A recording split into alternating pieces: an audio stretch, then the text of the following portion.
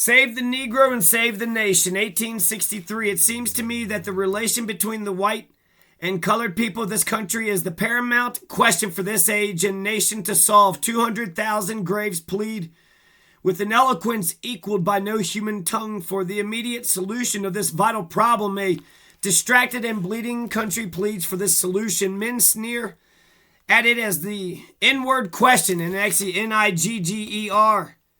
The inward question. He wrote with the ER. That's, Frederick Douglass. I guess he's allowed to write it. But men sneer at we'll say, the black question. The black question. The black man question. Endeavoring to degrade it by misspelling it. But they degrade nothing but themselves. They would rather talk about something else. But the Negro peeps out at every flash of their theoretical pyrotechnics and utterly refuses to be hid.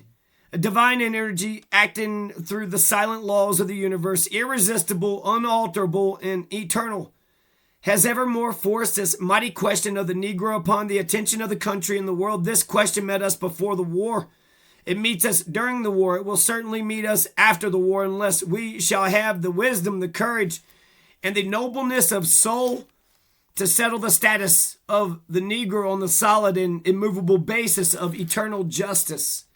I stand here tonight, therefore, to advocate what I conceive to be such a solid basis. This is 1863, right after the Emancipation Proclamation, putting aside all the hay, wood, and stubble of expediency. I shall advocate for the Negro his most full and complete adoption into the great national family of America. I shall demand for him the most perfect civil and political equality, and that he shall enjoy all the rights, privileges, and immunities enjoyed by any other members of the body politic. I weigh my words, and I mean all I say when I contend, as I do contend, that this is the only solid and final solution of the problem before us. It is demanded not less by the terrible exigencies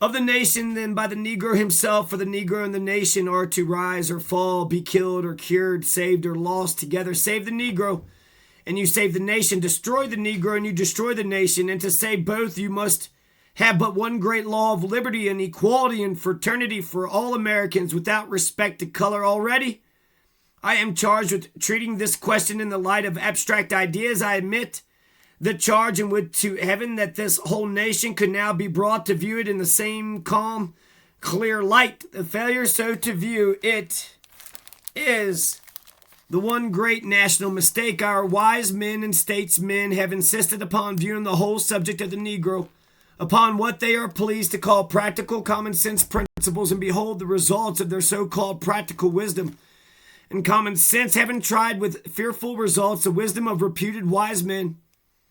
It is now quite time that the American people began to view this question in the light of other ideas than the cold and selfish ones which have hitherto enjoyed the reputation of being wise and practicable, but which are now proved to be entirely and absolutely impracticable. Now, I hold that there is but one way of wisely disposing of the colored race, and that is to do them right and justice.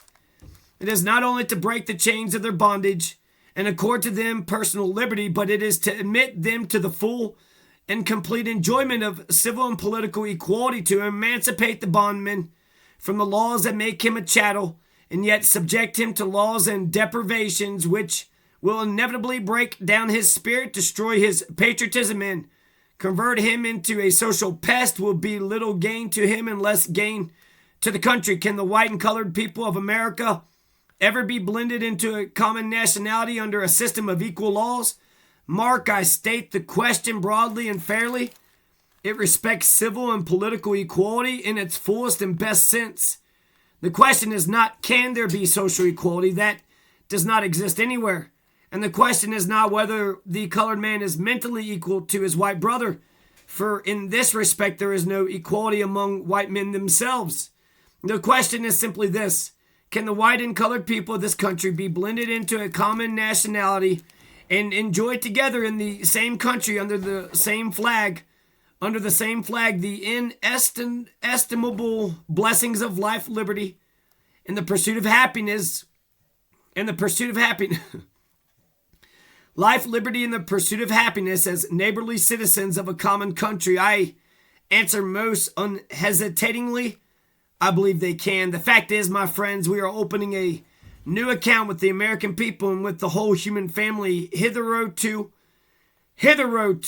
we have been viewed and have viewed ourselves as an impotent and spiritless race, having only a mission of degradation and folly before us. Tonight we stand at the portals of a new world, a new life, and a new destiny. We have passed through the furnace and have not been consumed. During more than 2 centuries and a half, we have survived contact with the white race. We have illustrated the fact that the two most opposite races of men known to ethnological science can live in the same latitudes and longitudes and altitudes, and that so far as human causes are concerned, there is reason to believe that we may permanently live under the same skies, brave the same climates, and enjoy liberty, equality, and fraternity in a common country. Thanks be to God, the word of the Lord. Unless the Negro has the ballot, 1865.